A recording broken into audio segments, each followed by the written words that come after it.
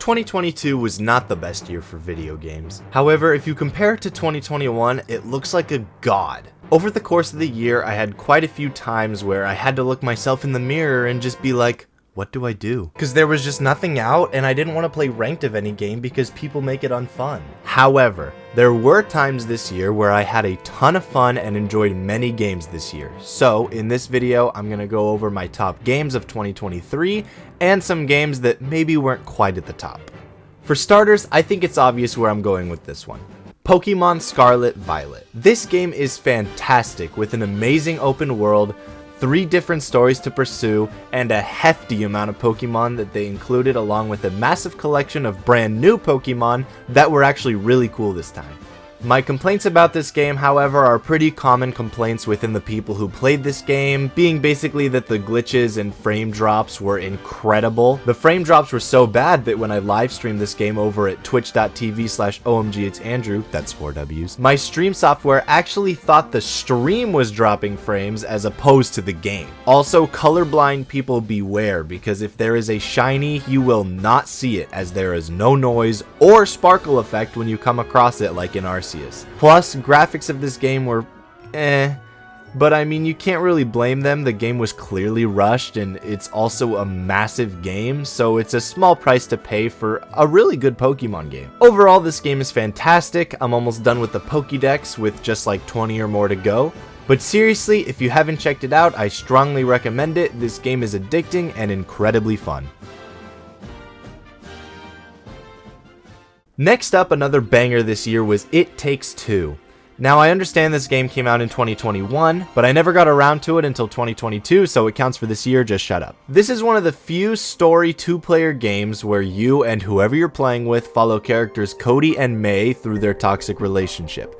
Then their creepy-ass looking daughter cries about it, and they get turned into horrifying puppet creatures and have to survive hundreds of puzzles and challenges in order to restore their love and turn back into humans. This game, aside from the daughter, is actually really cute.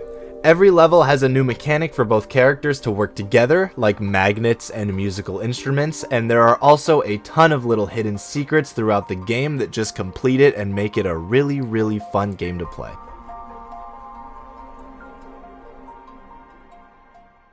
Mario Kart 8 Deluxe is a game that was released in 2018, and I've been playing it ever since.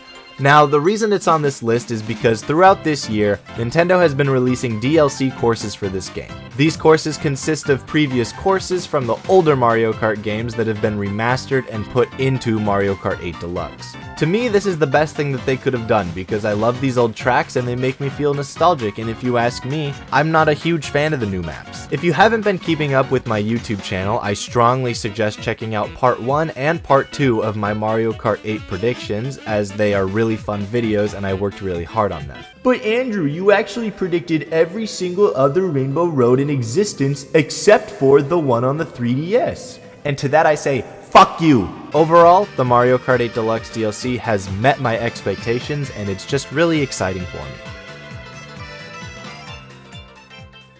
Do you have a podcast to get through? Do you have ADHD and have to be doing something even while watching a movie or TV show? Power Washer Simulator is your game. This game, for some reason, is incredibly entertaining. I mean, you literally just walk around cleaning stuff. I can't believe I'm saying this, but the progression in this game actually works really well. And the little shiny effect whenever you fully clean an object is just so satisfying. I once spent 2 hours straight watching Shark Boy and Lava Girl just cleaning this one playground. It is very time consuming, but hilarious and fun at the same time. Overwatch 2 fucking sucks. Fuck Overwatch. Nintendo Switch Sports was a game that I was really hyped for. Me and my buddy grew up playing Wii Sports, so when we saw this was releasing, we were super excited. And all I can really say for it is, it's okay. It doesn't have baseball, boxing, and it didn't have golf until recently. The tennis isn't anywhere near as fun as Wii Sports Tennis, and the bowling is just as inconsistent as ever. You could do the same thing 10 times, and I almost guarantee it'll be different every time. The ranked mode is semi-fun, except that if you're playing with 2 people on the same console, you can't rank up or down, which is kinda lame. Overall, it's an okay game. Fortnite is a battle royale game where you drop into a giant map collecting guns and weapons while trying to survive all the other players as the map gets smaller and smaller, trying to build your way out of situations like a bitch. However, Fortnite No Build is the best version of this game you will ever play. Now when you shoot someone, they don't create a little wooden box to heal themselves in 0.02 seconds. I did not know this game existed until around August. I had played Fortnite once or twice back when it first came out and was super popular, but I hated it because of all the building nonsense. Lo and behold, Fortnite released a no build mode, and holy shit, this game is actually really fun. Not to mention, you can play as Naruto characters and do the Gangnam Style dance after killing a guy. Overall, this game can be very frustrating at times, but also very empowering when you win. It's a pretty fun game. Next up is Paper Mario Origami King. Now, this game came out in 2020, but much like It Takes Two, I didn't get around to it until later this year. This very well may be my favorite game of the entire year. It was a blast to play. Not only is this one of the few games this year I took the time to 100% complete, but it's also pretty much the only game this year I beat without searching up how to beat a boss or how to find an item. For those who don't know, Paper Mario is a JRPG where you walk around a massive 3D world as a 2D Mario. This game is incredibly funny with hilarious one-liners and little jokes that they hide everywhere. Like when you hit the little pole with the speaker and it's just like...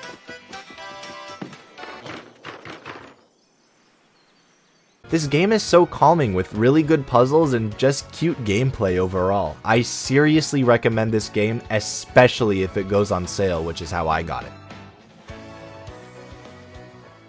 League of Legends is a game... What, you thought I was being serious? Fuck League of Legends. I'm still 5 hours and strong on that garbage. I put Fortnite in this list. You really think I'm gonna put this trash in too? Marvel's Spider-Man recently came out remastered on PC, and even though Spider-Man is literally my favorite of all time, I don't have a PlayStation, which is why I was so slow to getting around to it. However, as soon as the remastered came out, it went on sale almost immediately because no one was buying it.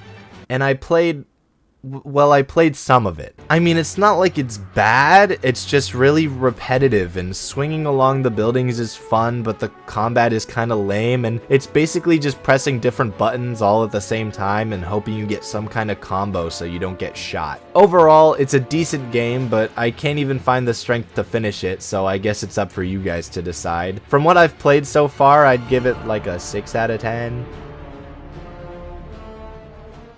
Rocket League is soccer with cars. This game came out in 2015 and has been fun ever since. However, the simple-ish mechanics of the game when you first start compared to the impossible mechanics that take thousands of hours to master when you start getting higher in the rankings are unbearable. I guarantee you when you start getting to the higher rankings, you will either completely demolish your opponent, or every time your opponent gets the ball, they'll fly into the air with it and you'll lose 19-2. Overall, I spent a lot of time playing this game this year and don't feel like I've improved a single bit, but it's still fun.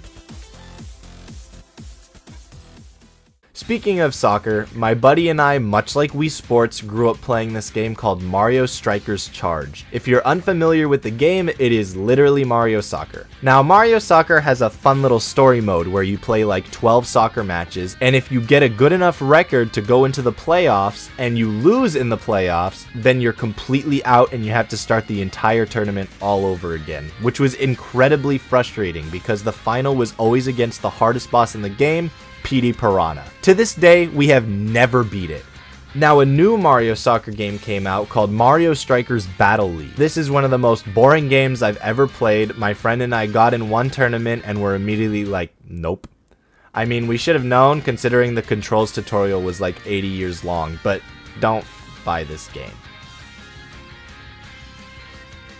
Danganronpa is a game where high school students are forced to kill each other at the hand of an evil bear. If you haven't touched this game, what are you doing? I've not only watched the Game Grumps play this entire game 3 or 4 times, but I've also played it myself and have started the second one. This game is fantastic. If you like murder mystery games where you have to find out who done it, it's right up your alley. However, much like Doki Doki Literature Club, if you aren't into or have trouble reading for a long period of time, I would strongly suggest checking out someone else's series on it. Overall, this is one of my favorite games of all time, especially in terms of the script and the writing, and I highly recommend you check it out.